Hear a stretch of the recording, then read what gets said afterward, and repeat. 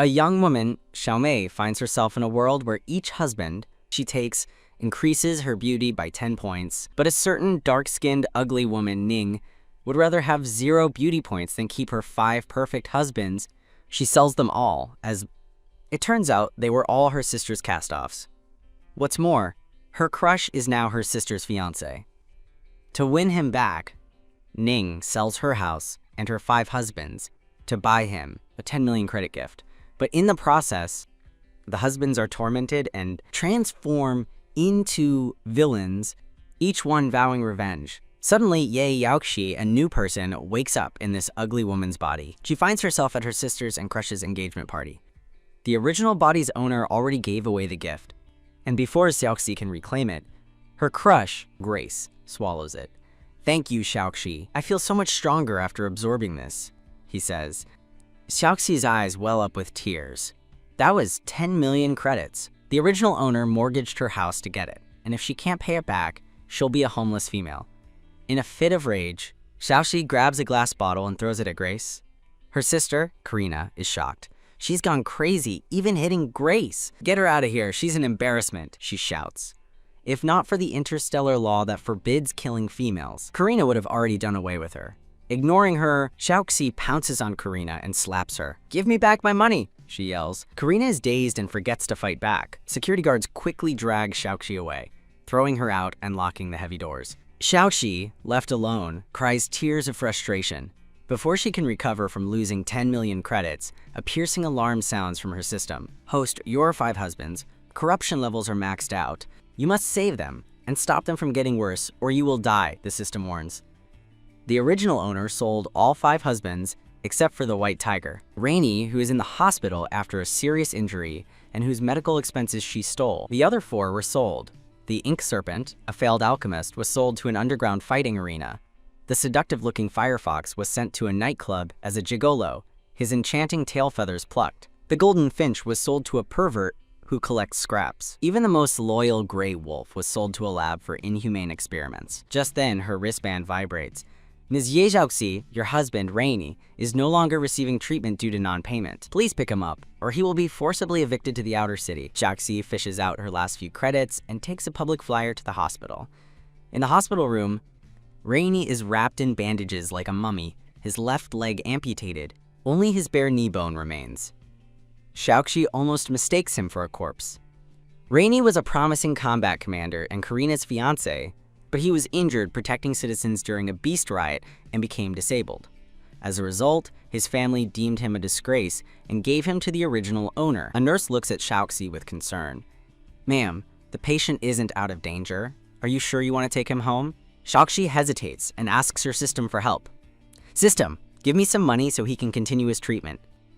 The system replies, "You've got some nerve. This system won't provide money. Earn it yourself," Xiaoxi says. "Then give me my cheat code. Every system gives the protagonist a cheat code." The system responds, "Host, you seem to have misunderstood your role. You're a supporting character at best. Be grateful to the beast god you're even alive, let alone getting a cheat." "Then what use are you useless system?" Xiaoxi asks. "Don't be mad, host. Your dark skin is caused by prenatal toxins. You can get an antidote by saving the villains and raising your beauty level. Completing the task will allow you to return to the modern world, and you'll be rewarded with an endless supply of money and eternal youth." Swayed by the system's promises, Xiaoxi discharges Rainey. The plot says he won't die, and she has no money anyway, her house being mortgaged and all. She finds a cushion, straps it to Rainey's back, and drags him to a shelter. The shelter provides free lodging, clean water, and nutrient paste for single, elderly females, so at least they won't starve. A robot in a white uniform greets her. "Hello, I'm Caretaker 0788, responsible for your check-in." He takes Xiaoxi to room 25, glances at Rainey, and opens a low cabinet. "Please put your luggage in here." Xiaoxi hesitates, thinking it's a bit rude to put a person in a cabinet. Caretaker 0788 doesn't insist.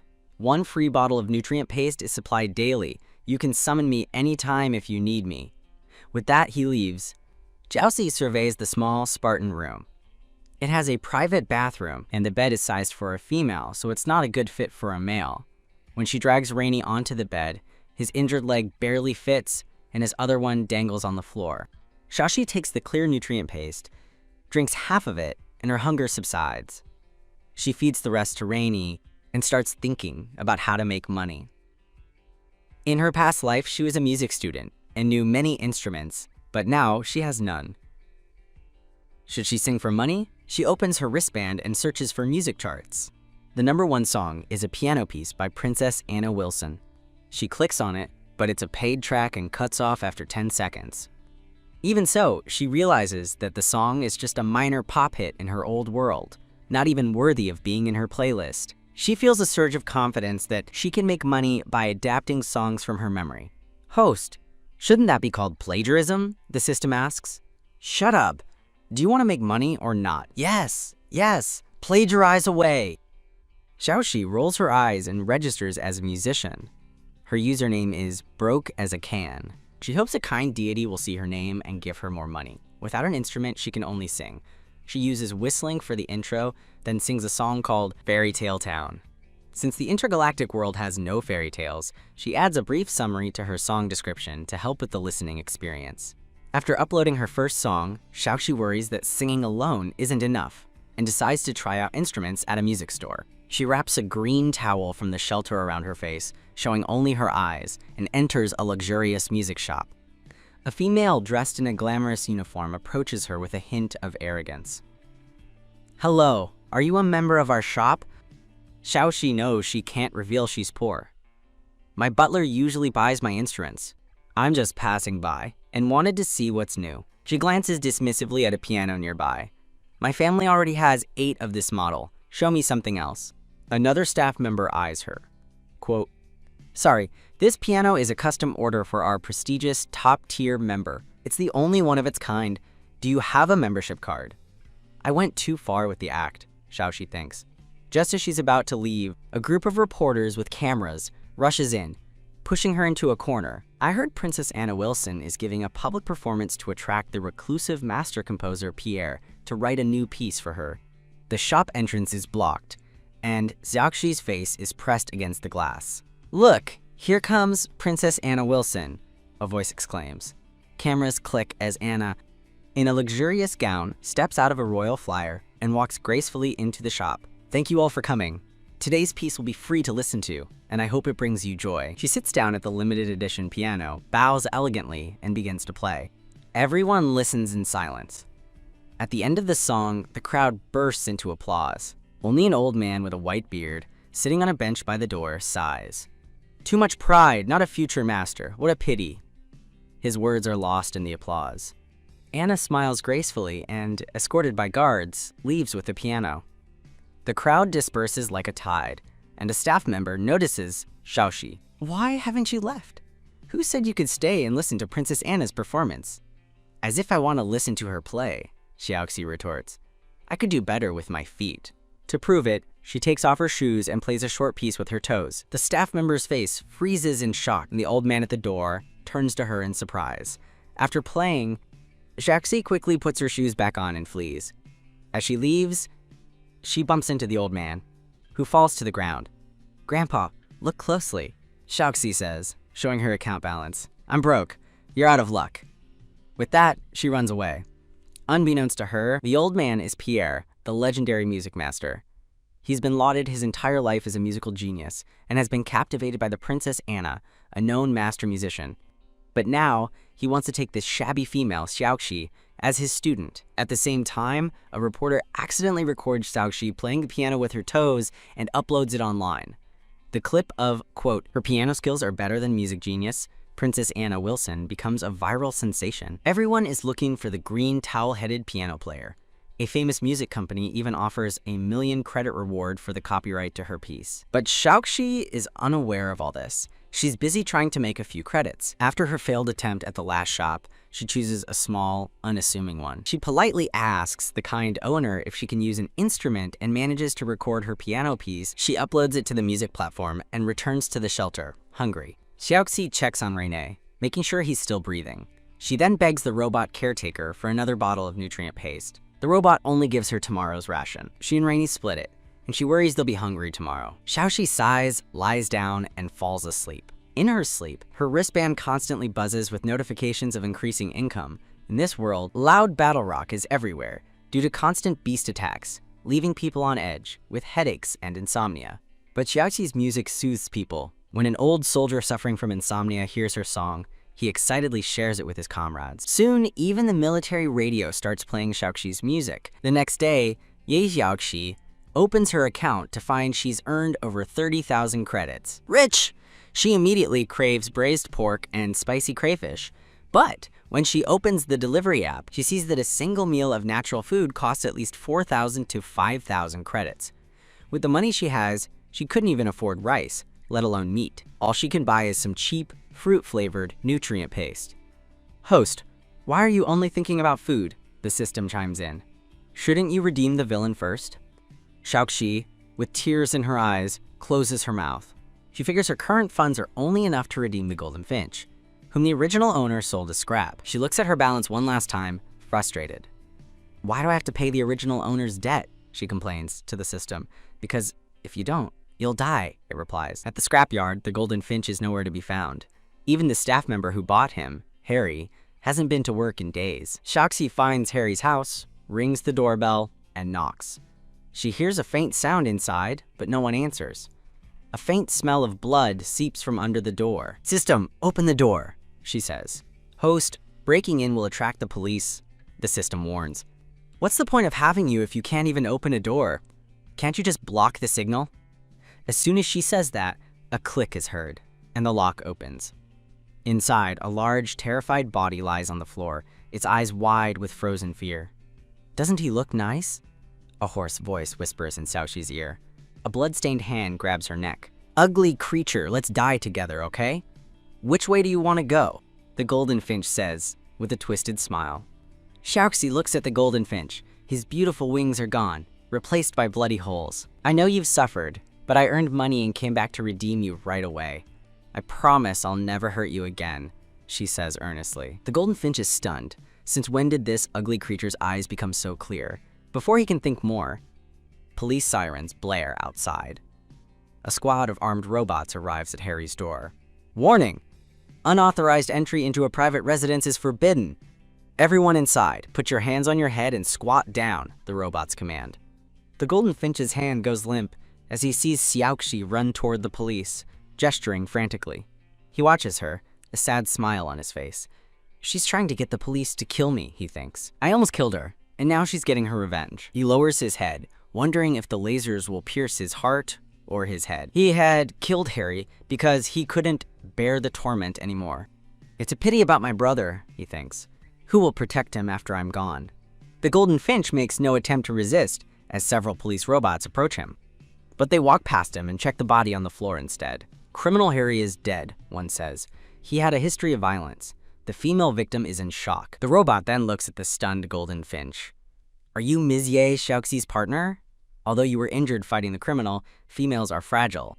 Please accompany her to the psychological counseling center. It's not until they're in the police flyer that the Golden Finch realizes he's not under arrest. He looks at Xiaoxi, who's shrinking away from him, keeping her distance. He doesn't understand. Harry had drugged him and put an anti-ability collar on him, whipping him and stabbing him with knives and hammers daily. He took advantage of a moment of Harry's carelessness and killed him. He didn't expect the ugly woman to find him before he could escape. But he figures whatever her motive is, it can't be worse than death. The Golden Finch sighs in relief and falls asleep. After her therapy session, Xiaoxi finds the Golden Finch sitting quietly outside, his wound still untreated, blood dripping from his wings.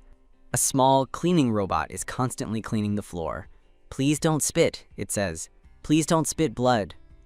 Xiaoxi can't help but laugh. The Golden Finch looks up, his confusion growing. The ugly creature never laughed before. She just ranted and hit people. Has her rabies been cured, he wonders?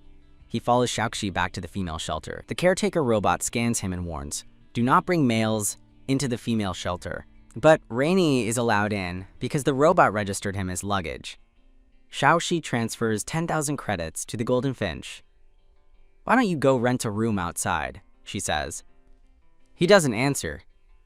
He looks at the tiny spot on the floor next to Rainey, where this malicious female sleeps. He's not concerned about her situation. Since she's letting him go, he's happy. He turns to leave. Wait, Xiaoxi says, handing him a small healing device. I bought this for your injuries. Take good care of yourself.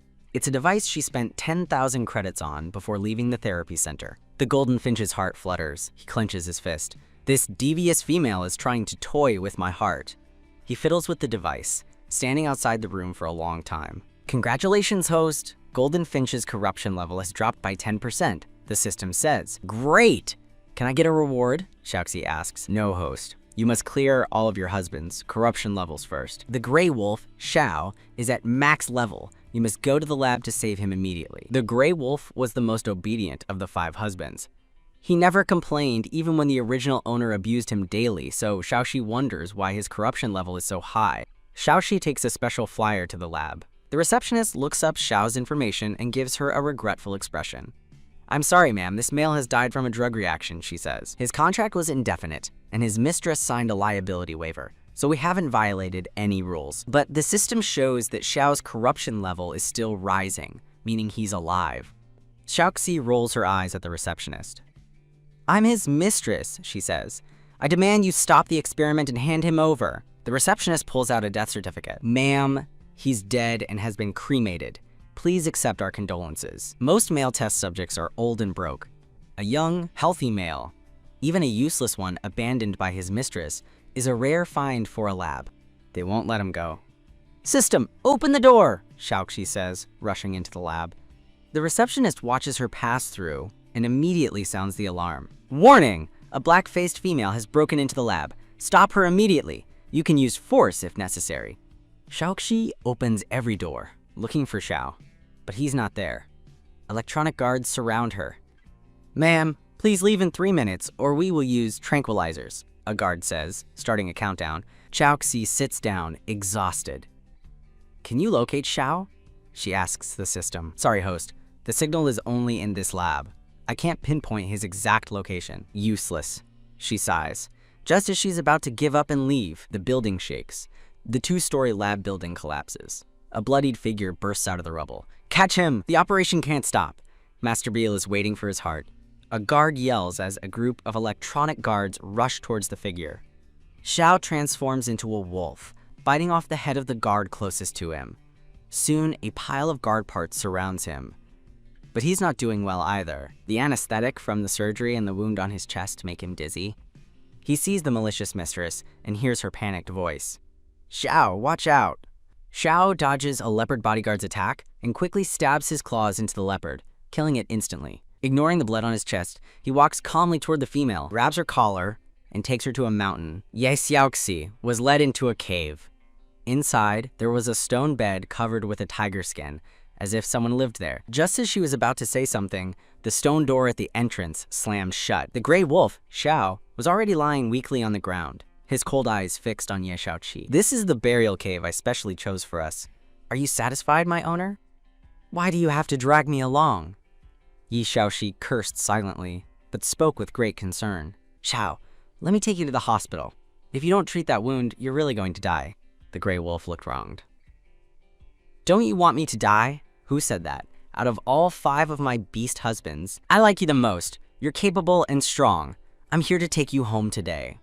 Ye Xiaoqi bravely moved closer. She saw a flicker of light in his eyes, but he quickly lowered his head and closed them, as if he had fainted. Xiao, are you still alive?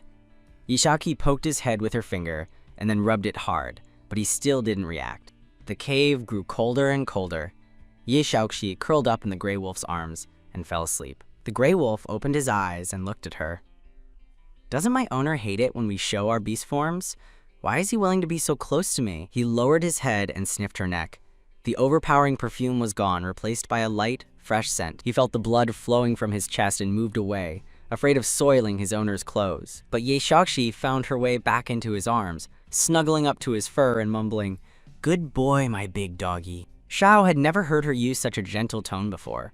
He was so excited that he transformed back to his original form and held her tightly. Xiao had a high fever, and his body was so hot it woke Ye Xiaoqi up. Quote, "Xiao, get up! We have to go to the hospital!"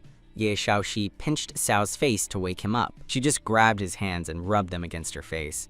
Xiao felt that his owner was especially gentle today. He obediently opened the cave and followed her to the hospital. The external wounds on his chest were easy to treat, but many blood vessels around his heart were severed, and the remaining toxins in his body had attacked his nerves. The treatment was extremely expensive. Ye Xiaoxi nervously opened her wristband and saw that her 2 free songs had topped the charts, earning her over 500,000 credits overnight. But after paying the hospital fees, her balance was only 100 credits. Ye Xiaoxi sighed, surprised at how quickly money disappeared. After releasing her latest work, she went to the shelter to visit Ren. Just as she arrived at the door, 0788 followed her. For your safety, please report back before staying out past night. Ye Xiaoxi waved him off and fed Ren some nutrient solution. She then rushed to the hospital to take care of Xiao. At the hospital, Xiao had already had his surgery and his chest was bandaged. The toxins in his body had also been greatly reduced thanks to his power. At his recovery rate, he would be discharged soon. He looked at the ceiling in a daze, thinking he was dreaming. Would that vicious female really save me? Just then, a flashy pair of boxers covered his face. Ye Xiaoxi had bought them from a street vendor. Xiao looked at the cartoon dog on them and felt it ruined his tough image. But under Ye Xiaoxi's warning gaze, he obediently put them on. After these 2 incidents, Ya Xiaoxi realized she needed a bodyguard. Not only was the vicious snake beast husband Mo Ye a danger, but the little fox, Xing Ye, was also a mentally unstable pervert. If she went to them alone, she would probably be killed, so she had to appease the most honest one, Xiao. She looked at him with a pained expression, touching his chest. How do you feel? Does your wound still hurt? His chest muscles were firm and bouncy. Below them were his 8-pack abs. What about here? Are you hurt? Her cold little hands felt like a flame, making his skin burn. Xiao's face flushed. He awkwardly pulled the blanket over his chest. I'm all better. I can be discharged now. Ye Xiaoxi pressed on his shoulders, making him lie back down. The hospital fees have been paid for a week. Stay here for a few more days so I can feel at ease. Xiao was touched by her concern. He nodded repeatedly.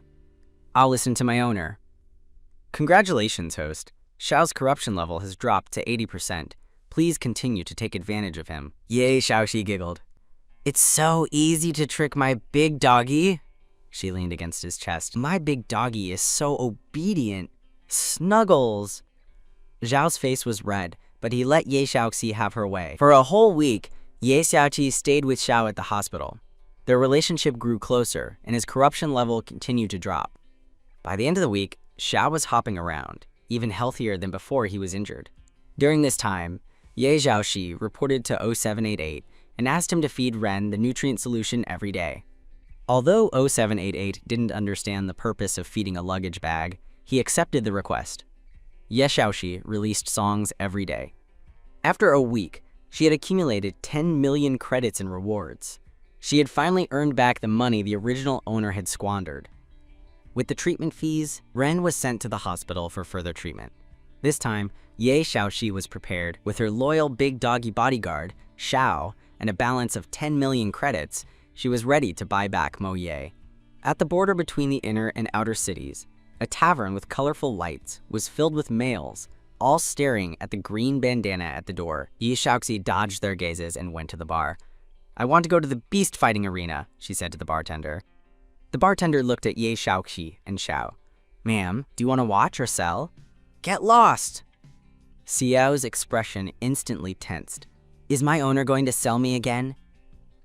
His corruption level rose by 10%. Ye Xiaoxi looked at him, confused, and turned back to the bartender. Can I redeem someone? I want to redeem a black snake. His name is Mo Ye. The beast slaves here don't have names, but there is a black snake. He has a match today. If he doesn't die on stage, you can bid on him.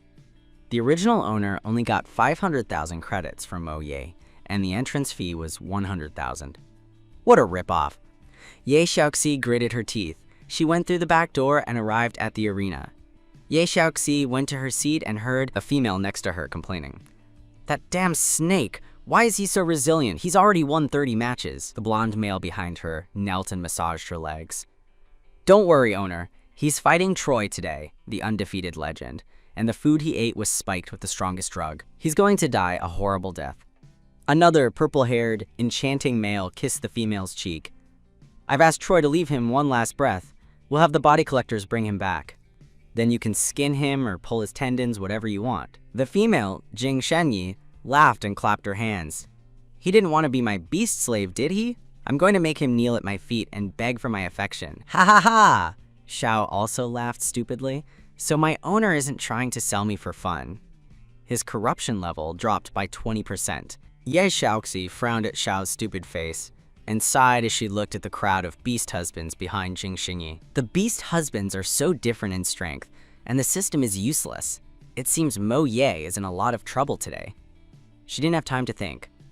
A square metal cage rose from the center of the arena. The doors on both sides opened. A cold, black-robed male with a pair of different colored eyes walked out. The arena erupted in cheers. Black Snake! Black Snake! On the other side was a 2-meter-tall, muscular giant. Each step he took shook the ground, and the crowd cheered even more. Troy! Troy! The muscular bear had never been defeated since he came to the arena. Only a beast slave who had won many times, like Mo Ye, was worthy of challenging him. Ye Xiaoji was worried for Mo Ye. System: if Mo Ye dies, will my corruption level be cleared? Will I no longer have to work so hard to complete the mission? Host: villains don't die that easily. Please stop having such unrealistic dreams. Mo Ye's face was expressionless, his cold gaze casually sweeping over Troy, clearly not taking him seriously. Suddenly, his eyes pierced through the crowd and landed on Ye Xiaoxi like a sharp blade. Quote, "That damn female. Is she here to watch me get beaten to death? Laughable. Once I take care of this piece of trash, I'll come for your dog life." Mo Ye couldn't wait any longer. He flew forward and punched Troy's shoulder. The impact was so great that Troy stumbled backward. The crowd jeered. Troy no longer underestimated him. He raised his hand, ready to snap Mo Ye's neck. Since they were both wearing ability-restricting collars, they could only fight with their bodies. They were evenly matched. The two males behind Ye Xiaoxi excitedly discussed the fight. The Black Snake is holding his own against Troy. He might even win this one. No way. Troy's strength is his endurance. Once the snake runs out of energy, Troy will snap him in half. Ye Xiaoxi nudged Xiao with her elbow. Do you think Mo Ye will win? Xiao's face was a little conflicted. My owner hates Mo Ye the most. If I say he'll win, will he get angry? He lied. I don't know. He was relieved when Ye Xiaoxi didn't notice. In the arena, Troy threw a few heavy punches at Mo Ye, making him stumble backward. Just as the audience thought the winner had been decided, Mo Ye sneered. He stretched out his fingers, aiming for Troy's chest. Just as the battle was about to turn around, Mo Ye's expression changed. His legs went weak, and his movements slowed down. Troy seized the opportunity, smiled maliciously, and threw a heavy punch at Mo Ye's face. He was instantly sent flying. Mo Ye spat out a mouthful of blood, and a burning pain shot through his abdomen. He knew he had been ambushed. Troy walked towards the fallen Mo Ye. You think you're so smart, boy. A disobedient toy has no reason to live. It's over. He raised his big foot, ready to stomp on him. Mo Ye rolled to the side, dodging the fatal blow, but the heat in his body was getting stronger, and his legs were too weak to stand. In the end, he was kicked away by Troy. Troy laughed and held the limp Mo Ye above his head. I was going to let you live, but you're out of luck. I'm in a bad mood today, so you're going to die. He raised his right knee, ready to snap him in half. Stop! I'll buy him! Stop! Don't hurt him! Ye Xiaoxi screamed, but her voice was drowned out by the angry shouts of the other spectators. A bad feeling flashed through her mind. The system said Mo Ye wouldn't die. He's about to turn evil. The next second, Mo Ye transformed into a 10-meter-long black python. He opened his mouth, ready to swallow Troy whole. When Troy saw him, he also transformed into a massive brown bear. With a roar, he was about to grab the serpent's body and tear off the ability-restricting collar on the python's neck. The collar was glowing red, and the continuous impact had already caused it to crack. Mo Ye seemed to deliberately not dodge the brown bear's attack, letting the bear's paw smash the collar. The audience on the field was completely unaware of the approaching danger, still watching the two beasts fight with passion. Xiao had already started to lead Ye Xiaoqi toward the exit. However, he found that the door's switch was malfunctioning. The arena's lights went out, and a purple mist began to spread. Everyone felt as if they were in a dark abyss, with countless snarling monsters rushing at them. Meanwhile, Ye Xiaoqi found herself back in her previous life's home. There was a big table filled with delicious food. She picked up a roasted pig trotter and took a bite, but it was too hard and hurt her teeth. Then she grabbed a pickled chicken foot. The taste was strange, with a hint of blood. Mo Ye watched Xiaoqi with cold eyes, then bit his own blood-stained finger. In the illusion, shouldn't this vicious female show her ugliest side? But she was just eating. The scene changed, and Yi Xiaoxi was back in the original owner's villa. She saw Mo Ye hanging from the ceiling, his ability-restricting collar on his neck and 2 chains running through his shoulder blades. She frantically ran over to let him down. This is too cruel, she thought. Why did the original owner enjoy tormenting people so much? She tenderly touched a wound on Mo Yi's face. The cut ran from his brow to under his eye, with fresh blood still dripping from it. Mo Yi had fainted. Even though I didn't do this, I bet you'll blame me for it, she muttered. She found the first aid kit and carefully treated his wound, then unfastened the chains that pierced through him. The pity in her eyes made Mo Yi's hand, which was wrapped around her neck, loosen its grip. That female would never look at me like this, he thought. She would only show me the most intense malice and humiliate me without restraint. So, who is she? Mo Yi studied the person in front of him, retracting the hand that had been poised to snap her neck. The purple mist gradually faded. The arena was a mess. Troy's bare head was hanging from the top of the cage.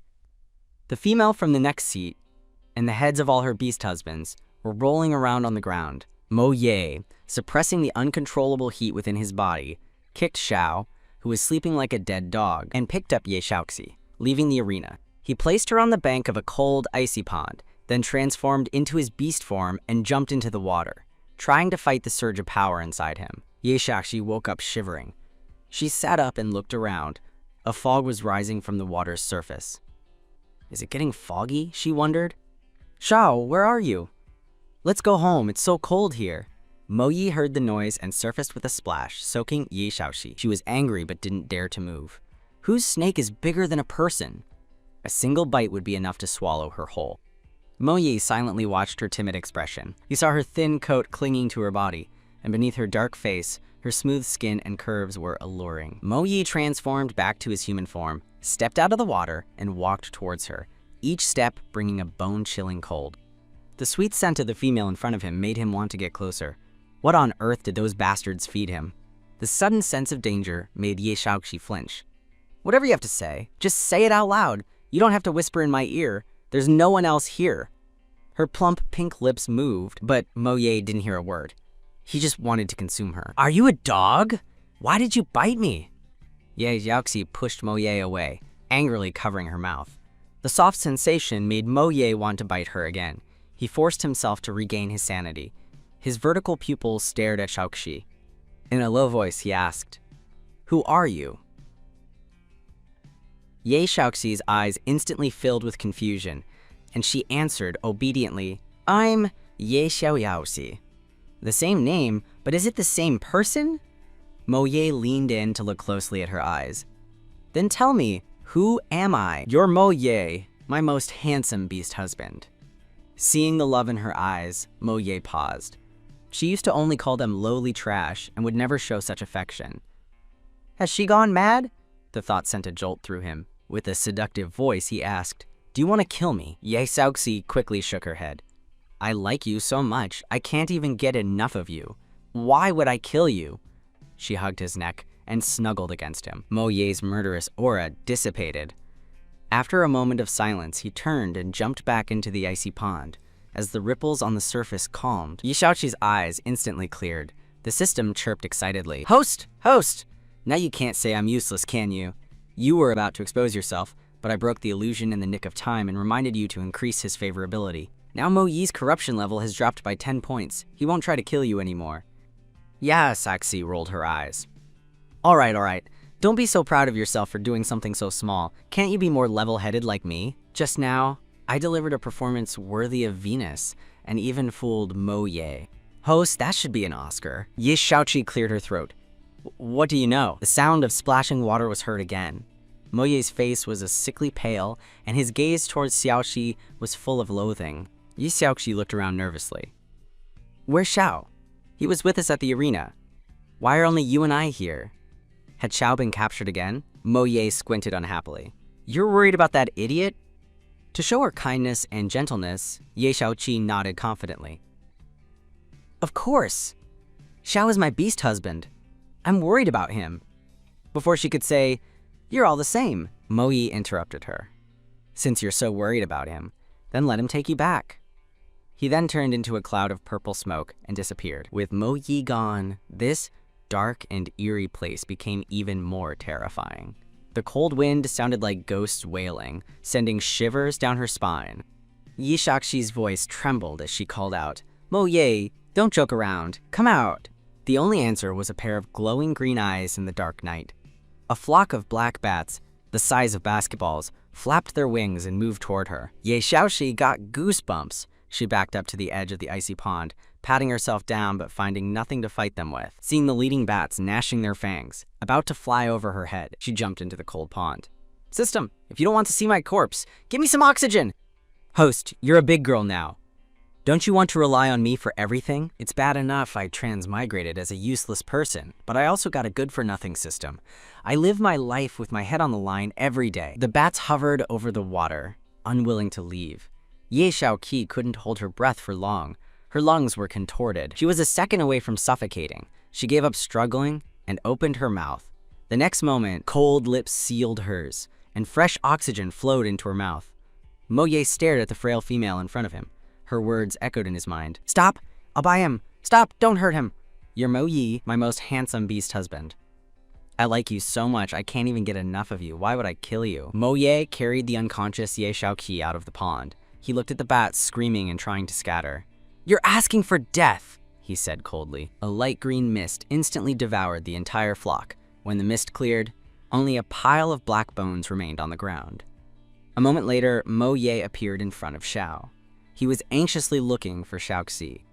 When he saw Mo Ye, Xiao rushed forward, trying to grab the person in his arms. But Mo Ye kicked him away. Xiao quickly got up, frowning at Mo Ye. "What did you do to her? She's not the same vicious female she used to be." Mo Ye raised an eyebrow at him. "Didn't she sell you to a lab? You're a fool. You don't learn your lesson, do you?" "Xiaoxi didn't do it on purpose. She came to save me. She bought me clothes, stayed with me in the hospital, and even sang to me." After all the time they spent together, Xiao's corruption level had dropped to 20%, and he had become a loyal dog devoted to Xiaoxi. Mo Yi looked at the foolish wolf who could be bought with a piece of meat. An evil thought arose in his heart. He then threw Xiaoxi to Xiao. "Fool, I'm waiting to see the look of despair on your face." A Weeman cloud of purple mist spread out, and Mo Yi disappeared. Xiao held Xiaoxi and watched the mist fade. "Stupid snake. I also want to see the look of regret on your face." Ye Shaoxi woke up on a small bed in the female shelter. To be with her, loyal dog Xiao even put on a wig and dressed as a female, somehow evading 788's security scan. Shaoxi checked her wristband and saw her balance had accumulated to 20 million credits.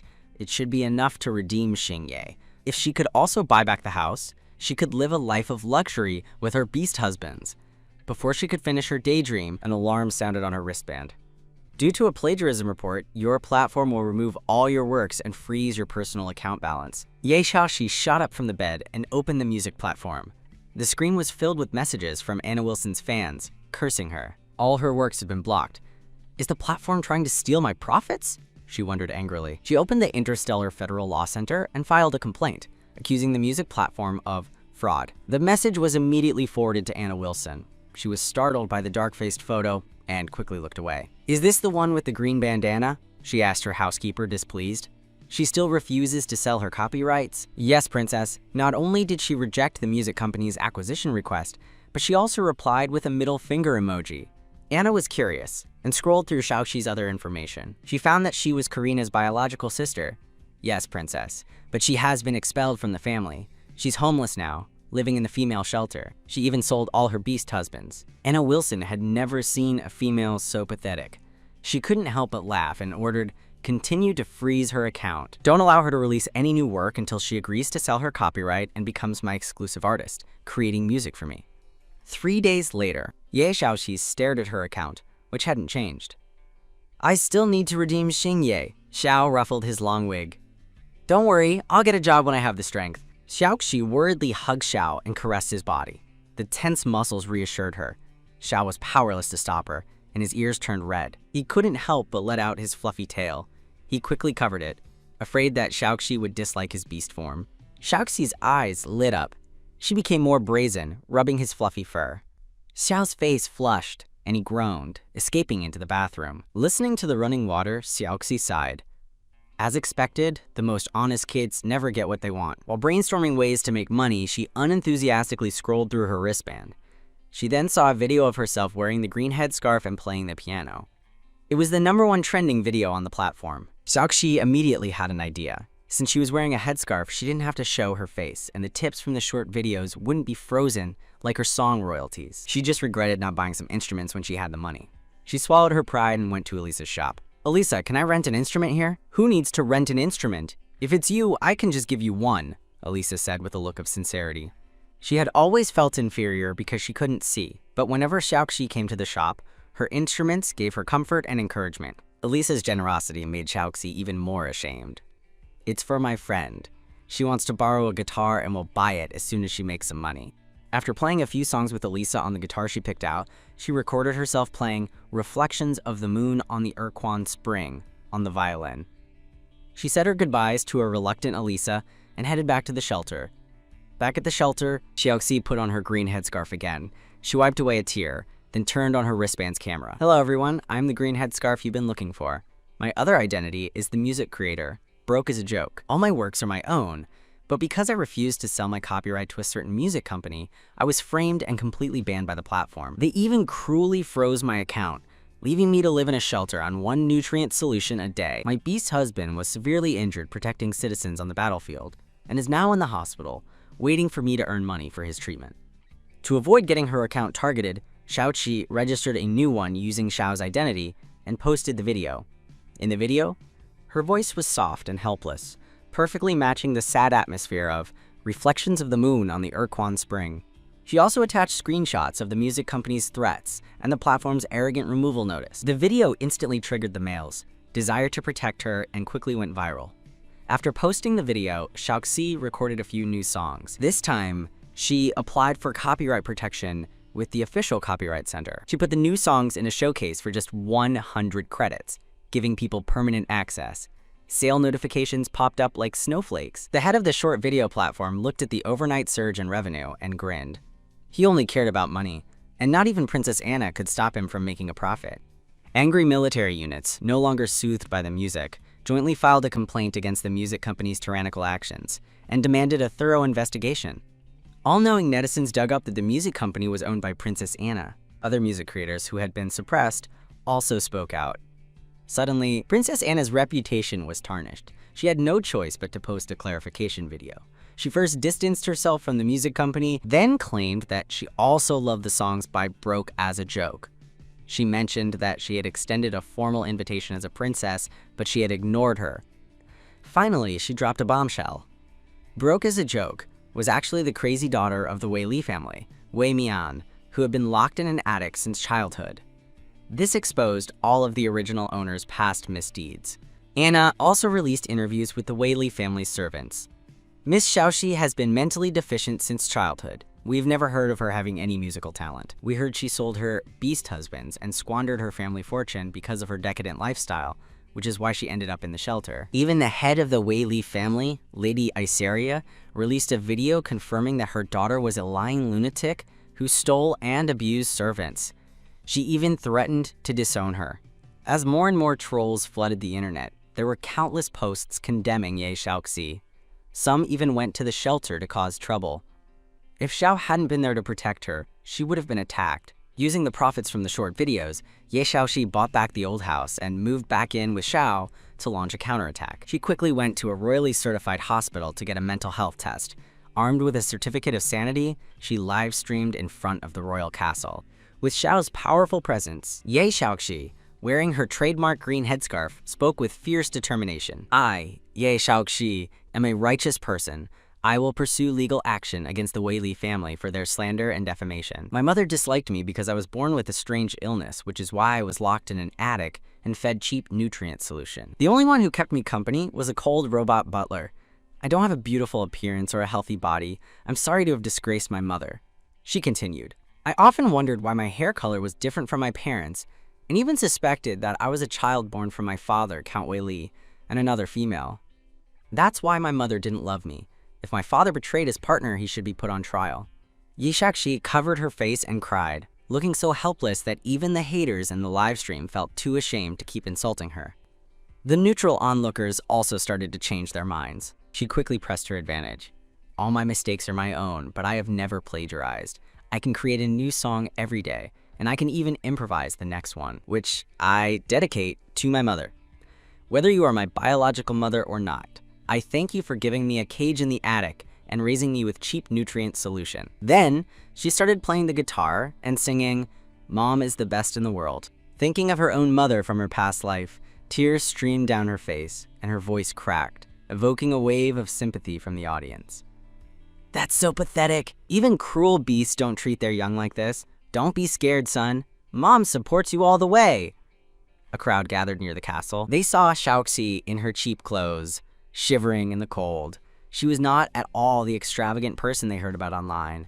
They came forward to comfort her. Even the master of creation, Pierre, vouched for Xiaoxi. He said that no one in the star system had the talent to create music that surpassed Miss Ye Xiaoxi's. Everyone who sees my comment, please ask Miss Ye Xiaoxi if she's willing to be my creative partner. I have so many ideas I want to discuss with her. If even Master Pierre treated her with such respect, there was no longer any room for doubt. The deceived netizens turned their focus to the Wei Li family. Meanwhile, the instigator, Princess Anna, discreetly went into hiding, even inviting Ye Xiaoxi to her coming-of-age ceremony. All this commotion even reached the Queen, Cavil. She ordered the Royal Ministry of Justice to investigate the music platform, and then summoned Ye Xiaoxi. The Queen showed no contempt for her pathetic appearance. Instead, she reprimanded the Wei Li family. Every female in this empire is a treasure and should be treated with kindness. She motioned for her to sit next to her. Ye Xiaoxi immediately ran over and clung to her leg. She looked at the Queen with starry-eyed admiration. "Are you the most noble, most heroic, and most beautiful queen in the entire star system? As soon as I saw you, the lights around me seemed to dim. It must be because your beauty is so radiant." The Queen was usually stern and decisive, and few people dared to flatter her. Hearing such direct praise, she was momentarily stunned. Karina, seeing the Queen's serious expression, thought she was angry. After all, the Queen hated sycophants. "Ye Xiaoxi, how disgusting. If you're not well, don't come out here to embarrass yourself. If you anger the Queen, even 10 lives won't be enough to pay for it." Ye Xiaoxi immediately dropped to the floor, pretending to be scared. "I'm sorry, Your Majesty. I didn't know that sincerely praising you was a disgusting act. I'm sorry, my sister. I won't ever do it again." Ye Xiaoxi then discreetly rolled up her sleeve, revealing a network of old scars. These were marks of the abuse the original owner had endured since childhood. The Queen's brow furrowed, and a flicker of pity crossed her eyes. She couldn't believe that in an empire with such comprehensive laws, someone would dare to abuse a female like this. She summoned a doctor to examine Ye Xiaoqi. The result was a body covered in old scars, severe malnutrition, a large amount of toxins, and a deformed mental power star. A normal female star was at least the size of a ping pong ball, but Ye Xiaoqi's was only the size of a grain of rice, emitting a faint glow as if it could go out at any moment. She would likely only live for 100 years at most. The Queen had never seen such a tragic female. Her brow furrowed even deeper. She opened the genetic report and confirmed that Xiaoxi was indeed the biological daughter of Isaria and Duke Wei Li. She threw the report at Wei Li's face. Ye Xiaoxi suppressed a smile and put on a tearful, wronged expression. "Your Majesty, it's not my parents' fault for hitting me since I was a child. They must have done it for my own good. After all, they are the ones who gave birth to me and raised me. I also don't blame them for not giving me any money and kicking me out after I got a husband. They must have been trying to strengthen my survival skills." "What?" The Queen picked up her scepter and slammed it on the ground. Duke Wei Li, who was kneeling, quickly bowed his head. Just as he was racking his brain for an excuse, the heavy doors of the living room opened, and a few young masters and ladies walked in. At the front was Princess Anna Wilson. "Mother, I heard you summoned Miss Ye Xiaoxi. I've come to see her and learn some musical skills from her," Anna said sweetly, running to the Queen's side and pushing aside Ye Xiaoxi's mother. "Why don't you let Xiaoxi come live in the palace with me? We can go to the academy together. Someone as talented as Xiaoxi will surely shine at the academy." The Queen looked at Ye Xiaoqi. "Xiaoqi, you're the same age as Anna. It's time for you to study at the academy. Do you want to continue your studies at the Imperial Music Academy?" Ye Xiaoqi did not want to go back to school to be humiliated again. Besides, it was Anna Wilson's territory. She didn't know how she would die if she went. "If you're willing, all your tuition fees will be waived. You'll also receive a monthly allowance of 1 million credits. I'll also give you a mansion. As for the Wei family, since they failed to provide a dowry for their daughter according to our rules, I'll have them give you 1 billion credits as a marriage settlement. How does that sound? How much? Yeah, Shaoxi rubbed her ears, afraid she had misheard. She quickly took out her wristband and opened her QR code. She had to get the money now, right under the queen's nose, in case the old duke backed out. Father, just scan this. Duke Weili's eyelid twitched. 1 billion. That was 10% of their family's assets. He didn't want to give it to this bastard, but under the queen's stern gaze, he had no choice but to transfer the money. Yi Shaoqi looked at the long string of zeros in her account and beamed. She bowed sincerely to the queen. Thank you, Your Majesty. I wish you eternal youth and immortality. The queen couldn't help but laugh. She then ordered Ye Xiaoxi's personal information to be added to the castle's security system and gave her a royal emblem, allowing her free access to the castle. If you are ever bullied again, come find me. Since your parents don't care about you, I will stand up for you. Finally, under the queen's expectant gaze, Ye Xiaoqi agreed to study at the Imperial Music Academy for 1 year and to attend Princess Anna Wilson's 20th birthday ceremony a week later. Anna Wilson looked her up and down. She thought about how she was only 100 years old and had a short lifespan, while she had 1,000 years to live. Her jealousy immediately faded. From now on, she would just treat her as a tool for her creations. After all, her idol, the old fool Pierre, had acknowledged her, and she had spent so much time and effort trying to be his student only to be rejected. Anna's eyes filled with rage again. This ugly thing, what right does she have to be so happy? Her fiancé, Frey, immediately jumped out and accused Ye Xiaoxi. Ugly thing, don't be so ungrateful. You should be kneeling and thanking the beast god for the grace of being able to stand next to Princess Anna. Ye Xiaoqi circled him, her eyes lingering on a certain area. She then shook her head in disappointment and leaned closer to Princess Anna. Princess, you might not know this, but the bigger and taller a male's nose is, the stronger he is in bed. Your fiancé's nose is so narrow and thin, I'm afraid he might hurt you. You ugly freak, what are you talking about? Frey was so angry that his green fur stood on end. He clenched his fists, ready to punch someone. Anna Wilson looked stunned. Seeing how agitated Frey was and how confident and experienced Ye Xiaoxi looked, she almost believed her. No one could tell that Ye Xiaoxi was a total novice who had never even been with anyone. She dropped a bombshell and walked away. Standing behind her, Chao touched his nose and whispered to Xiaoxi. Although my nose isn't big, I used to be the highest and farthest in my clan, and my 4S is the biggest. You can rest assured. Xiaoxi rolled her eyes at him. It's one thing for Frey to get so worked up. Why are you showing off? After leaving the palace, Xiaoxi moved into the mansion the queen had given her. The butler was a bald, fat bear with a gray mustache. The other servants were also old males who had been discharged from the battlefield with injuries. They had lost their families and were now living out their retirement in the mansion, doing easy work under the queen's care. They all looked at their new owner anxiously, afraid of being kicked out. Xiaoxi looked at the vibrant garden. The area behind the house was neatly planted with various fruit trees, and the central plot had been turned into a vegetable garden with all kinds of vegetables. She thanked the old man with satisfaction. Now I'll have an endless supply of natural food and won't have to fill my stomach with nutrient solution anymore. She also asked them to raise some animal cubs and released many fish fry into the lake. After giving all her instructions, she went to explore the 6-story villa. The first floor was a dining room, living room, kitchen, and utility rooms. The 2nd to 6th floors were all suites with a large customizable space where she could run around. Ye Xiaoxi sat in the virtual reality cabin in the study. Her vision went black and then bright, and she found herself in a place that looked like a plaza. A giant advertisement screen was playing the official video that had cleared her name. Below it were comments from fans asking for new songs. She couldn't help but smile. Not far away, at the entrance of a high-end store, a masked, androgynous young male was staring at Xiaoxi, his eyes filled with disgust and confusion. To ensure online safety, you can't change your appearance, but you can buy props to decorate your virtual image. Xiaoxi didn't know this and just strolled around in a simple t-shirt and jeans. After buying a bunch of comfortable and pretty dresses for herself, she remembered Zhao's cheap shorts that he washed and dried every night. She generously walked into a high-end men's clothing store. The sales associate who greeted her was a gentle, blue-haired male who patiently explained the materials and fabrics of each item, helping her try them on a male model. Xiaoxi looked at over a dozen outfits and was satisfied with all of them. She thought Xiao would look much more handsome in them than the male model. Just as she was debating whether to buy all of them, a mocking laugh made her turn her head. Another sales associate with brown hair said snidely, "Roy, I told you not to let any bumpkin in here. Now these expensive clothes are stained with ugliness and poverty." The brown-haired associate held his nose and stood far away from Xiaoqi. A poor person who can't even afford virtual props dares to pretend to be a big shot in our store? I'm going to humiliate her today. The middle-aged female being served by him also glanced at Xiaoqi and frowned. "Why don't you have an asset scanner in this store? You let any kind of scum in?" It completely lowered the store's standard. Yeah, Xiaoxi didn't want to cause trouble, but these two idiots were in her face, so she had no reason to endure them. She showed her balance to the middle-aged male with disdain. "Didn't you want to verify my assets?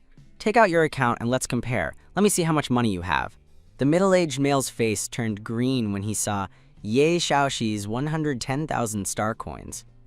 The brown-haired sales associate who was registering the bill also trembled uncontrollably. The two of them were silent as chickens and looked very busy. Ye Xiaoxi suppressed the smirk on her face and pointed at the dozen or so outfits, looking at the brown-haired sales associate.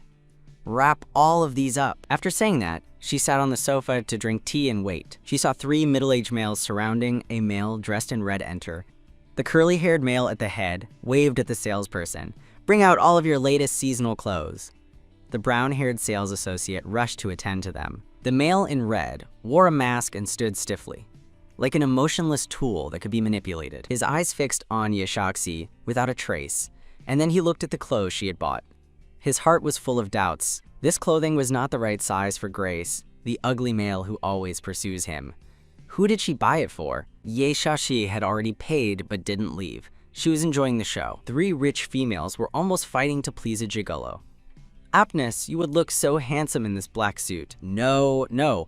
With this white one, his noble and elegant prince-like temperament can be seen. "Clearly this pink one suits Baptness best, he is so sweet." The three females had their own aesthetic, and they wanted the male in the middle to recognize their taste. The eyes of the male with the mask flashed with impatience. With just a few words, he made the three females ecstatic and bought all the clothes that he liked. "Aptness, can I take you home tonight?" The chubby male with gray hair blushed and looked at him with anticipation. The other two females also looked at him, waiting for his response. The masked male looked at Ye Xiaoxi, who was watching the show. "Are you mocking me?" With an evil smile, he refused the rich females. "I'm sorry, I only sell myself as an artist. I don't sell myself sexually. After all, I have an owner. If I were to have an affair with another male, I could be sent to the supervision center to be jailed. You don't have to worry about that at all. I have a neutered male who works at the matchmaking system. I'll have him directly cancel your partner contract, and you will be free." That's right, Aptness. I also have a neutered male who works at the supervision center. Even if you made a mistake, I have connections to get you out. Your wretched owner sold you to a brothel, and she still doesn't want to terminate the contract. It's so shameless. Aptness's eyes filled with a reddish veil of gratitude, and with a glance, he dazzled the females. "Thank you all. When the contract is canceled, I will reward you all." No wonder the original owner sold the neutered male. It turns out everyone sells them. Ye Xiaoxi couldn't help but sneeze several times. What a mess, there are dirty things here. She looked around in fear and then disconnected at the speed of light. Xiao, who was helping the grandpas build a cattle pen, received the message and ran over smiling. Upon seeing the wood chips and sweat on Xiao, Ye Xiaoxi pushed him into the bathroom with disgust. "I bought you new clothes. Go wash up and try them on." Until she heard the sound of water, Ye Xiaoxi accidentally looked over and realized that the glass door was completely transparent. She quickly turned her head, and 2 lines of blood flowed from her nose. "Xiaoxi, why is your nose bleeding?" Xiao took off the towel on his waist with worry and wiped the blood from her nose. Xiaoxi shyly covered her face and then peeked through her fingers. She saw that Xiao was still wearing those faded shorts. She dropped her hands speechlessly. "You can't wear those shorts again in the future." Xiao scratched his head without understanding. "Why, Xiaoxi? These are the first clothes you ever bought me." "Because I bought you new clothes." Ye Xiaoxi grabbed a white shirt and put it on Xiao. While fixing the wrinkles, she touched Xiao's back. Before her hand could slip down, Xiao's legs tensed. He blushed and took a small step back. "I'll put on my pants myself." Then, He hugged a pile of clothes and ran into the walk-in closet. Ye Xiaoxi tried on her new clothes, most of which were fine, except for a bra that might have been the wrong size. The hook on the back broke because it was too tight. She couldn't help but scream. Hearing the sound, Xiao rushed out and saw a piece of fresh and beautiful flesh exposed in front of him. The emergency situation that had just calmed down became even more urgent. He couldn't help but stretch out his hot hand and gently pull the hook. It was the first time the devoted puppy had a chance to eat meat. However, his owner was clumsy and couldn't open the package. Anxious, he stretched out his claws to help, but unexpectedly, he was directly packed up and taken to a nightclub. Just as Aoqi was about to receive a little sweetness from Xiao, the system ruined the situation at the critical moment. Warning, Xingye's villainy is on the verge of collapse. Please, host, stop him as soon as possible. System, you've shown up at a great time. Xiaoxi rolled her eyes in dissatisfaction, hit the brakes, put on her clothes, and went to the club with Xiao in a private aircraft. A private auction was being held here, but people without invitations were prohibited from entering. Xiaoxi set her eyes on a chubby male who was carrying an invitation. Seeing that more than 10 males of different shapes were following him, she quickly dragged Xiao to hide at the end of the group. Most of the guests in the club had already sat down. Xiaoqi chose an inconspicuous seat in the back. Xiao sat next to her with a slight sense of grievance on his face. Perhaps his performance was not good enough, so his owner came here to seek fun? As the platform slowly rose, the first item of the auction appeared in the center of the stage. A tall, sturdy, dark-skinned male sat in a cage with only a bow on his intimate parts. Just after the auctioneer finished introducing him, a female became impatient and pressed the button on the sofa mirror. Finally, a black female bought him for 500,000 star coins. She then took him to one of the private rooms surrounding the event hall. She configured the private room to be open, and everyone in the venue could see the scene through the transparent glass window. Seeing Xiaoxi's shocked face, Xiao quickly covered her eyes and opened the panels on both sides of the sofa. The second auction item was a pale male with a handsome face, and he only wore a transparent veil. He was finally sold for 800,000 star coins. It wasn't until the 9th handsome male was auctioned for 10 million star coins that Xingye didn't appear. Ye Xiaoxi was getting a little anxious. System, are you sure the person is here? The auction is almost over. The system ignored Ye Xiaoxi and just threw an electronic fart at her. The lights on the stage suddenly dimmed, and the auctioneer's excited voice sounded, "Next is our main auction item." In the golden cage on the platform, a male was sitting with chains all over his body. His dark red hair looked like burning flames, and the pain in his eyes could not be hidden by the mask on his face. The auctioneer looked at Aptness with satisfaction, the male in the cage. His beast form is a 3-tailed firefox. Although 2 of his tails were broken, there's no problem. His appearance is excellent. The auctioneer's voice became more and more lewd. Don't worry, guests, he will not escape. We have injected him with an ability-blocking agent and a new aphrodisiac. If you buy him, he will be completely in your hands. Let's reveal his mysterious mask and start the bidding. With the mask broken, Xiaoxi realized that the main auction item was her own neutered male, Xingye. Amidst the exclamations of amazement, the auction price quickly rose. It soon reached 50 million. Ye Xiaoxi clicked her tongue in anger. The original owner sold him for 1 million, so why does she have to spend dozens of times that amount to buy him back? I offer 100 million. A mocking voice sounded, and the place was silent for a few seconds. Ye Xiaoxi's heart ached so much that it was hard to breathe. Friend, can I not buy him? Of course you can. When he goes crazy, he will kill you too. And then I'll burn the star coins for you. 101 star coins. Xiaoxi entered her bid, and then she glared at the white-haired male with the bid viciously. If you are smart, don't raise the bid, kid. The long, white-haired male looked in her direction. With disdain, he raised the price to 150 million. Ye Xiaoxi laughed. This wretched homosexual is so rich. She gritted her teeth and added 1 more star coin. Wretched white hair, you don't even know how to haggle. Can't you raise the price little by little?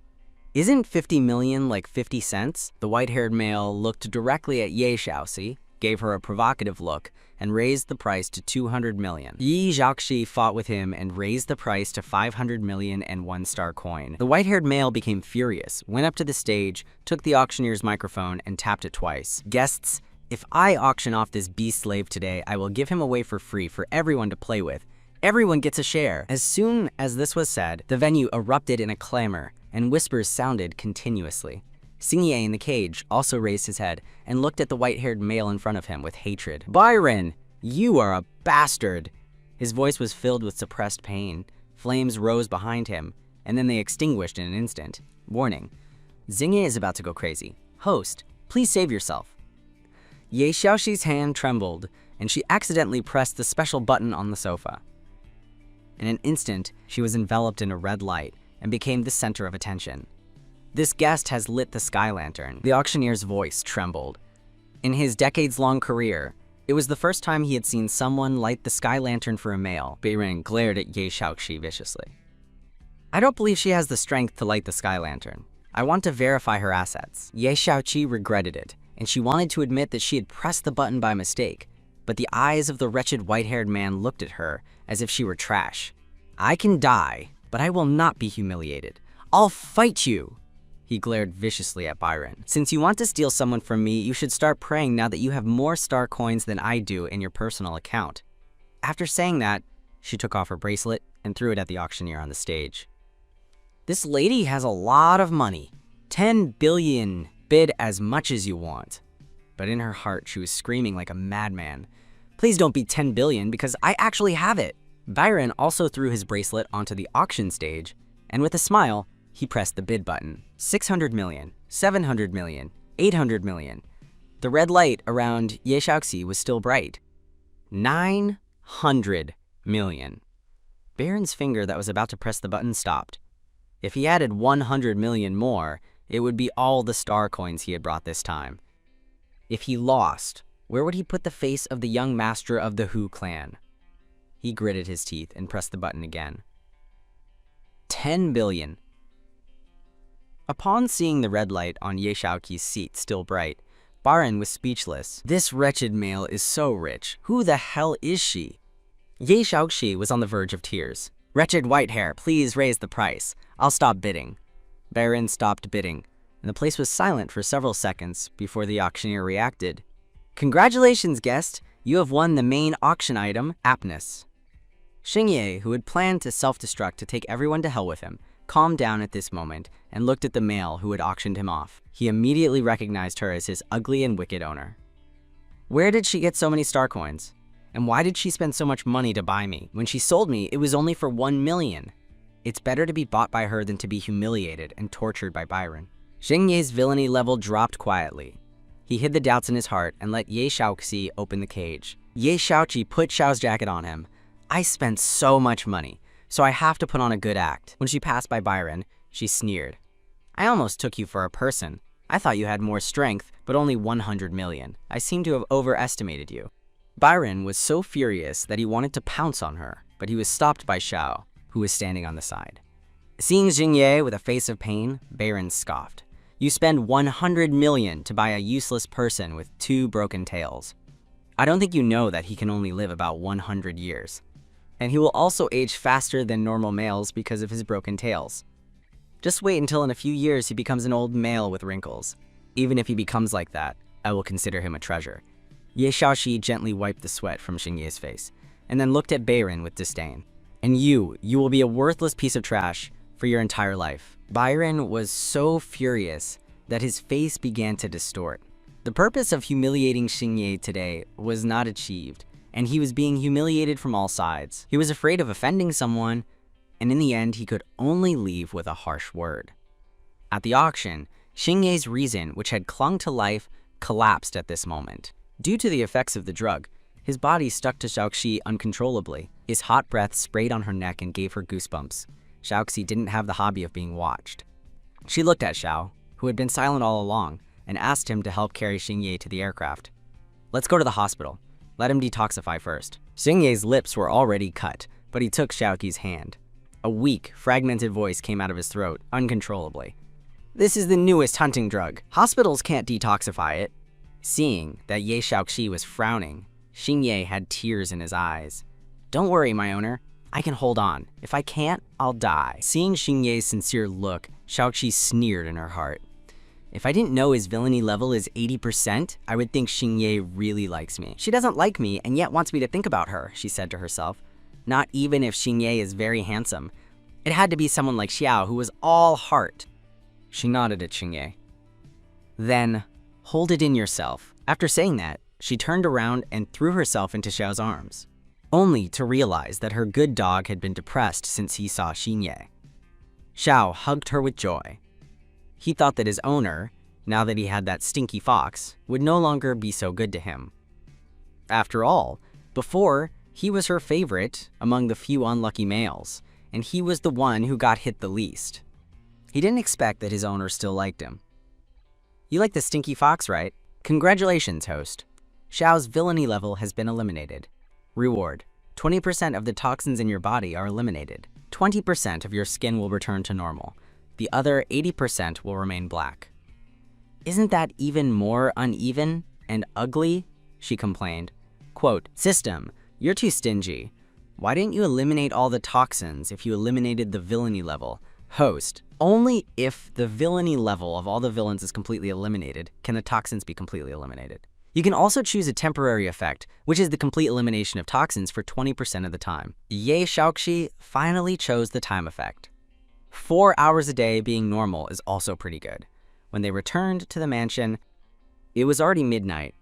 Xingye was thrown into an empty room to take a cold water bath. After Yi Shaoxi took a shower, she tested the detoxification effect. Her yellowish hair instantly turned into a smooth and silky hair, and her skin was so soft that water could be pinched from it. She complained to the system with dissatisfaction. I thought I would turn into a great beauty. Isn't this exactly what I looked like in my previous life? Host, if you want a different face, I can also help you create one. Thinking of the horrible appearance of the system, Shaoxi seriously suspected the system's aesthetic. She quickly shook her head. Forget it, I look good like this. Back in the room, Xiao was already lying obediently, pretending to be asleep. Ye Shaoxi got into his arms and pinched his eyelid. Xiao, I put on makeup. Do I look good? Xiao opened his eyes and saw a beautiful male smiling, slyly. Her eyes, which sparkled like stars, looked at him. Is that you, Shaoxi? It's me. Ya Shaoxi touched his head and asked, do you want me to touch your ears? Zhao's whole body began to heat up, and he closed his eyes tightly, his body trembling slightly. His ears and tail came out at the same time. Ye Shaoxi happily caressed his ears with one hand and his tail with the other. She saw the big male of 1.90 meters tall now as a cute and shy puppy. Her small hand strayed from the course and caressed Xiao's back. Xiao gradually began to sweat finely on his forehead, and his breath was all a scorching heat. His tail quietly moved to cover his abdomen. Xiao, are you uncomfortable? Ye Shaoxi felt something, and her lips touched Xiao's lips. Oh, the devoted puppy has finally tasted the meat he had been waiting for. She didn't know how much time had passed before Ye Shaoxi tiredly opened her eyes. Her face had returned to a color like the bottom of a pot. Xiao stood beside her with his arms on the floor and looked at her. Upon seeing her wake up, he quickly kissed her black mouth. Good morning, Shaoxi. Ye Shaoxi knew how black she looked now without looking in the mirror. How can Xiao kiss me like this? She vaguely remembered that she had fainted at the climax. So that's what it felt like. She opened the door of the room feeling fresh and saw Xingye standing outside the door. He had big dark circles under his eyes, and there were horrible and bleeding wounds on his arms. His voice was hoarse as he greeted Shaoxi. Good morning, my owner. Seeing Xingye about to die, Ye Shaoxi asked casually, have you detoxified? Xingye's eyes were full of love and gratitude. Thank you for your concern, my owner. With enough bleeding, I am much better. That's good. From now on, consider this place your home. If you need anything, look for Xiao. After saying that, she passed him and strode away. Xingye looked at Ye Shaoxi, whose personality had completely changed, and at the luxurious mansion. He didn't have time to think about it, and he felt an ambiguous atmosphere filling the room. His sharp gaze fell on Xiao Xianzu's face. This fool was not the favorite before, so why can he eat meat now? After a little thought, Xingye showed Xiao a friendly smile. Hello, Xiao. Hello, long time no see. After yesterday's night of passion, Xiao felt that he had to take responsibility as the first neutered male and help his owner discipline the others who didn't obey. So when he passed by Xingye, he gave him a warning look. Shaoqi spent all her savings to rescue you, so don't let her find out that you have other ideas. Xingye hid his smile, leaned weakly on the wall, and looked at Xiao's back with a thoughtful gesture. Today was Xiaoxi's first day at the Royal Academy of Music. He was assigned to the Advanced Spiritual Arts class, a class that only the most outstanding males could enter. The instructor, Lola, frowned upon seeing the dark-skinned male and asked him with patience, "Are you Ye Xiaoxi? How many stars of spiritual energy level do you have? What instruments do you play?" Feeling the contempt in the instructor's attitude, Ye Xiaoxi answered lazily, "I know a little bit of everything." Lola was surprised by his brazenness, to say such grand things with such confidence. Then, he asked the mechanical assistant to bring all the instruments into the classroom. "Didn't you say you knew a little bit of everything? Then play a different piece on each instrument. I want to see how good you are." Lola's mouth muscle twitched. He wanted this clown to pay for his arrogance. "If you can't play, I will personally write to Her Majesty the Queen and tell her that I cannot teach a lying and rude student like you." Yi Xiaoxi frowned upon hearing Lola's shrill voice. "Your name is Lola, right?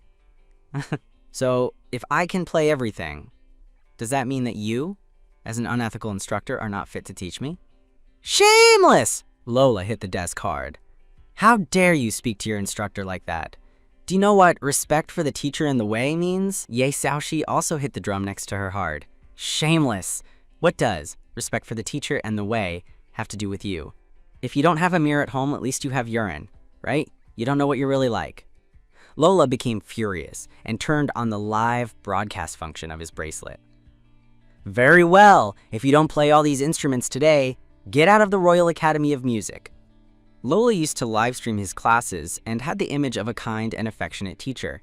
He had several million followers, and soon the broadcast room was filled with people. He used a secondary account to explain the theme of today's broadcast and hoped that his followers would join him in embarrassing Ye Xiaoxi. What? Teacher Lola, the main instructor of the Royal Academy of Music, is going to humiliate someone like that? Who is that arrogant person who dares to show off like that in front of him? Unexpectedly, many people who loved music recognized Ye Xiaoxi, and their voices of support soon surpassed those who said she was showing off. Wasn't I mistaken? It's Ye Xiaoxi, the black-faced musical genius who single-handedly brought down the music platform. The musical genius, the god of night. He hasn't uploaded a new song in several days. I didn't expect to find him on this small live broadcast. Lola felt a little relieved and urged him, "What are you waiting for? Start now." Ye Xiaoxi was not in a hurry and stretched. "If I can't play, I have to leave the Royal Academy of Music. So if I can play them all, Teacher Lola, shouldn't you also leave?" Lola didn't believe that Ye Xiaoqi could play them all. He thought he was pretending to make her give up the test. "Very well, if you can play them, not only will I leave the Royal Academy of Music, but I will also stop being a teacher forever. Is that okay?" Ye Xiaoxi nodded. "Teacher Lola, you are very generous. Then, I'll give you a song, Homecoming, to say goodbye." The melodious and clear sound of the saxophone slowly played. The melody of Homecoming told a story. Lola felt a little uncomfortable listening to the music. This ugly person really knows how to play, but it doesn't matter. Maybe he only knows how to play the saxophone. I'll share the copyright of the song Song of the Neurotic with you. Maybe you'll need it when you perform in the future. Ye Xiaoxi played the guitar and sang. Although the melody was a little strange, no one dared to say it wasn't a song. Lola heard the sarcasm in his words and clenched his fist. So what if he knows how to play 2 instruments? Here, all students know how to play at least 2. Then, Xiaoxi used the piano to accompany How to Read a Book, and the violin for Son, I'm Your Father. Then came the zither, the bamboo flute, and the drums.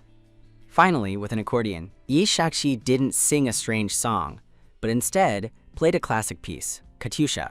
During the performance, Lola, who had been dumbfounded, forgot that he was still live streaming. The screen was filled with comments.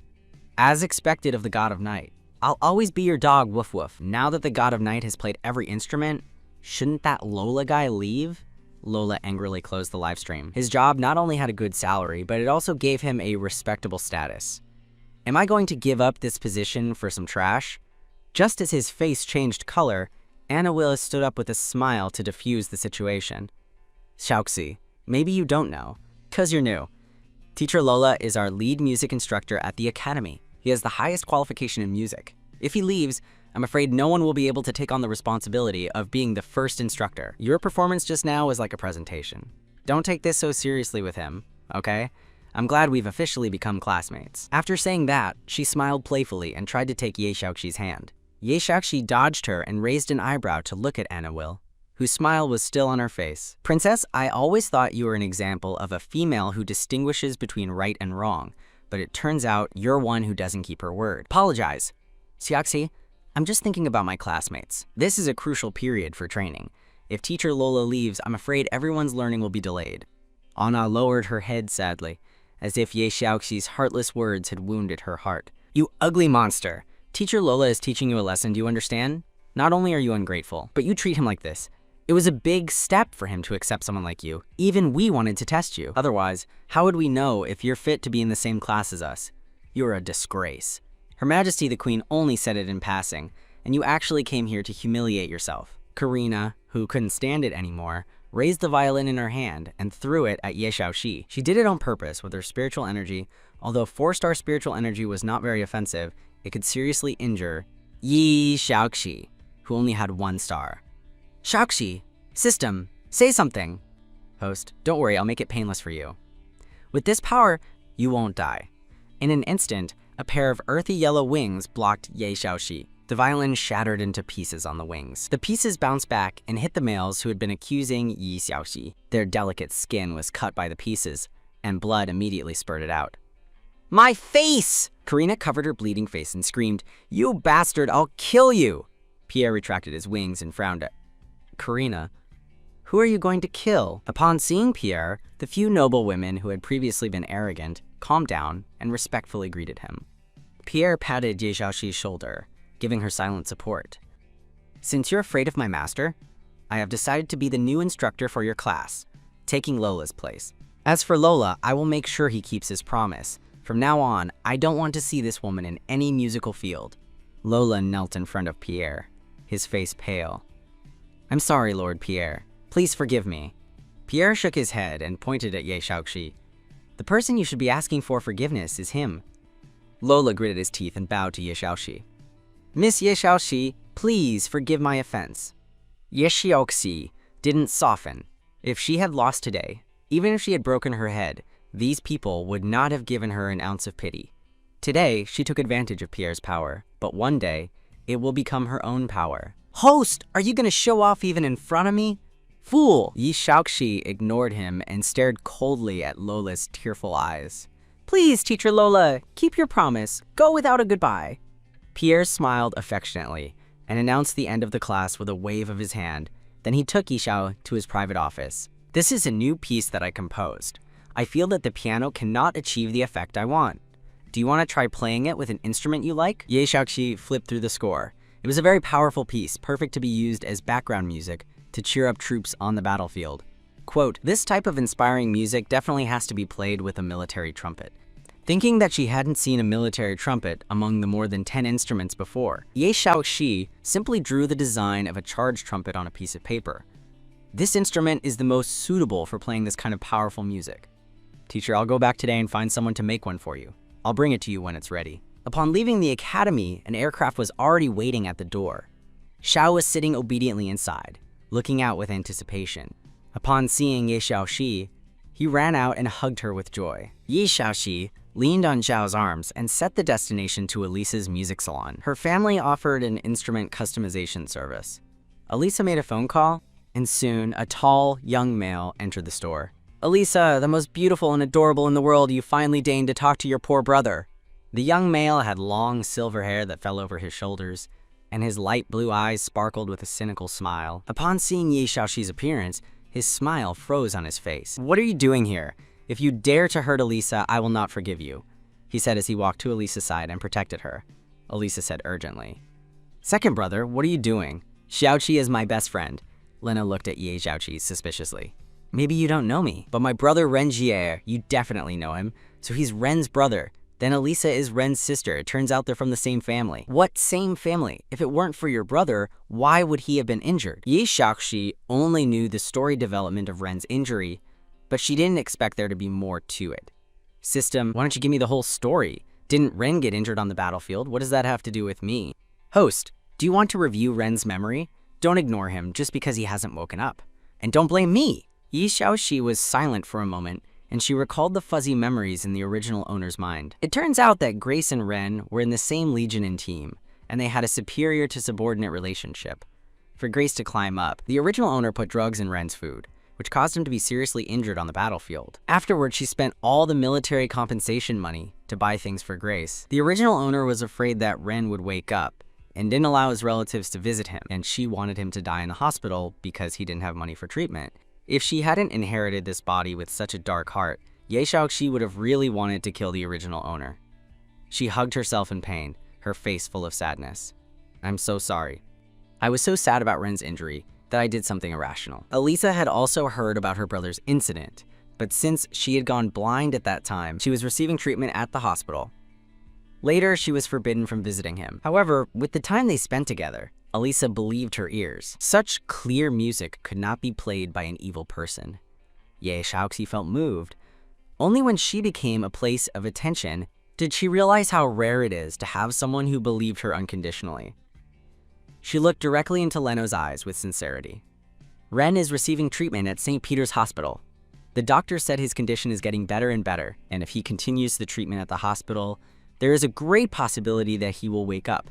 You can visit him whenever you want." Leno felt that his previous attitude had been a bit exaggerated. He touched his nose in embarrassment and said with a stubborn voice, "It better be true what you're saying." After saying that, he left the instrument store for the hospital. Elisa lowered her head in embarrassment and apologized as she played with her index finger. "Shaxi, my second brother didn't attack you. He's just like that." "Don't worry, Elisa. It was me who did something terrible. I didn't expect you to be Ren's sister." "So does that make you my sister?" With this new relationship, the interaction between Ye Shaoxi and Elisa became more intimate.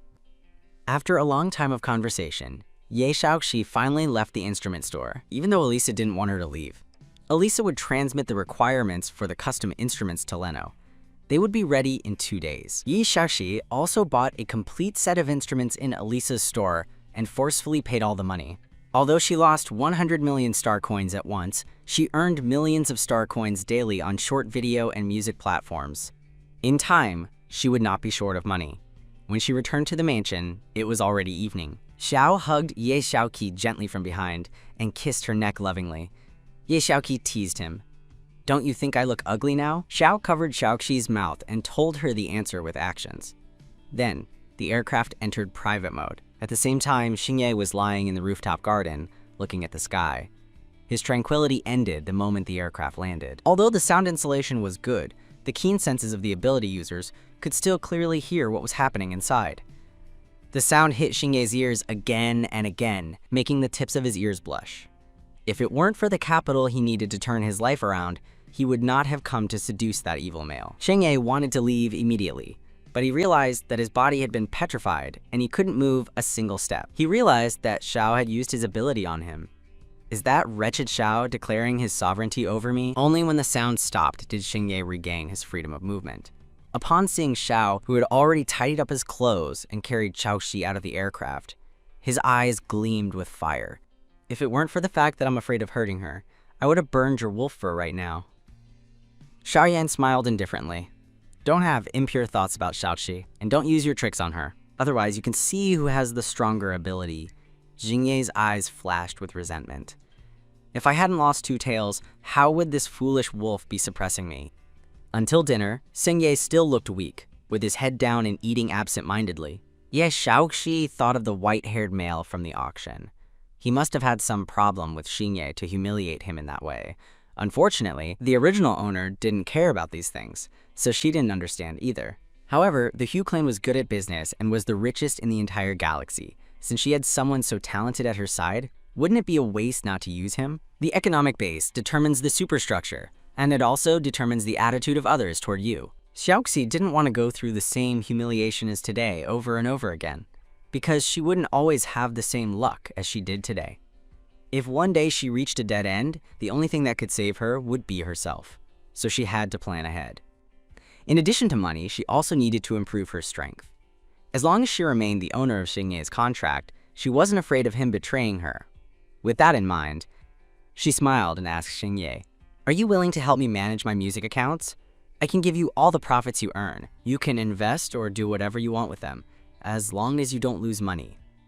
Yes, Xingye replied without thinking. Even if she was messing with him again, he had to try. He needed an opportunity now. Yeshakshi soon gave Xingye the authorization. Looking at the more than 30 million star coins in the account and the music account that was like a money tree, he felt full of fighting spirit. He raised his eyebrows and showed a confident smile. Yeshakshi couldn't help but sigh.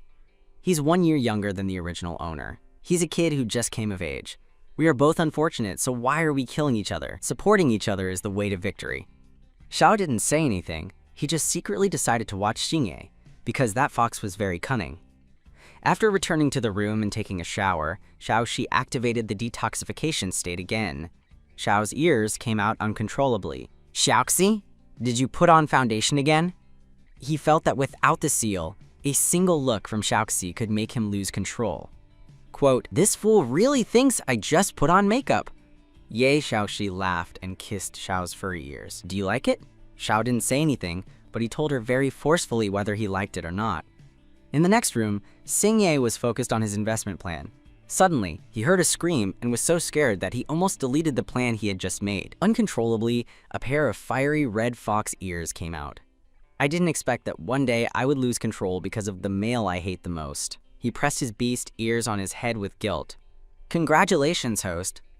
Xingye's villainy level has dropped 20 points. The current villainy level is 70%. You bastard, you have no limits. Can you stop bothering me when I'm doing something important? But could the lovemaking with Xiao reduce Xingye's villainy level? I'm sorry, host. Please continue. Feeling that his owner was distracted, Xiao picked her up and pressed her against the wall, leaving her no room to wander. The second day, the alarm sounded 3 times before Ye Xiaoxi opened her eyes. Today was the first day of class, and she didn't want to be late.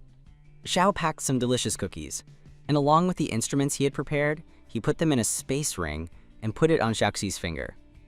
After she finished breakfast, he picked her up and they got on the aircraft. Ye Xiaoxi snuggled in Xiao's arms and took a nap. It wasn't until they arrived at the academy that her mind slowly cleared. She said goodbye to Xiao half-heartedly and entered. Xiao entered the lounge that the academy had specially prepared for the neutered males, where there was an advanced holographic simulation pod for him to browse the internet. There were also all kinds of training and entertainment equipment for them to pass the time. Xiao entered a training room with an open door and saw that there were already people inside. When he was about to leave, someone stopped him. Aren't you the lone wolf Xiao who was kicked out of the clan? This is the rest area of the Royal Academy of Music. What is a low-status street beast doing here? Xiao ignored the arrogant male with the hedgehog head and turned around to leave. Wait!